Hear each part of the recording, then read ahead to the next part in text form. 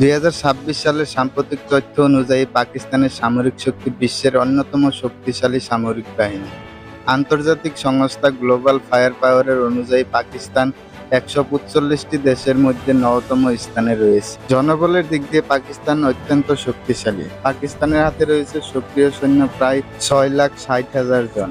অন্যদিকে রিজার্ভে আছে আরো 5,50,000। অন্যদিকে প্যারামিলিটারি ফোর্স আছে 5 লাখের মতো।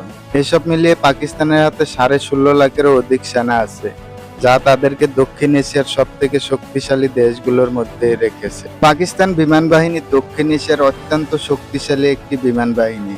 বিশেষ করে চীনের সাথে যৌথভাবে তৈরি F-17 যুদ্ধবিমান এবং আমেরিকা থেকে কেনা F-16 যুদ্ধবিমানের কারণে পাকিস্তান বিমান বাহিনী অত্যন্ত শক্তিশালী। পাকিস্তান বিমান বাহিনীর হাতে মোট বিমানের সংখ্যা হলো 1,400টি, যার মধ্যে যুদ্ধবিমান আছে 331টি।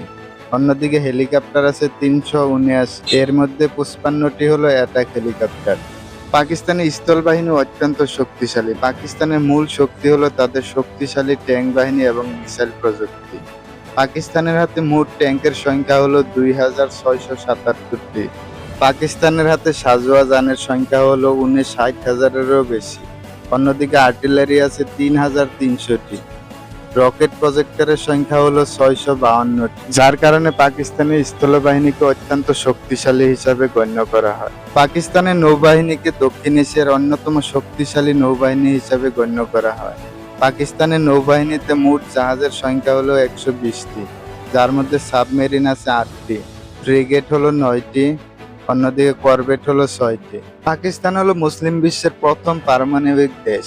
2026 সালের রিপোর্ট অনুযায়ী তাদের কাছে আনুমানিক 170টি পারমাণবিক ওয়ারহেড রয়েছে এবং এগুলো তাদের দূরপাল্লার ব্যালিস্টিক মিসাইলে সজ্জিত করা হয়েছে। এরকম নতুন নতুন ভিডিও পেতে চ্যানেলটিকে সাবস্ক্রাইব করুন, আর যদি আপনি ফেসবুকে থেকে দেখে থাকেন পেজটিকে ফলো করুন।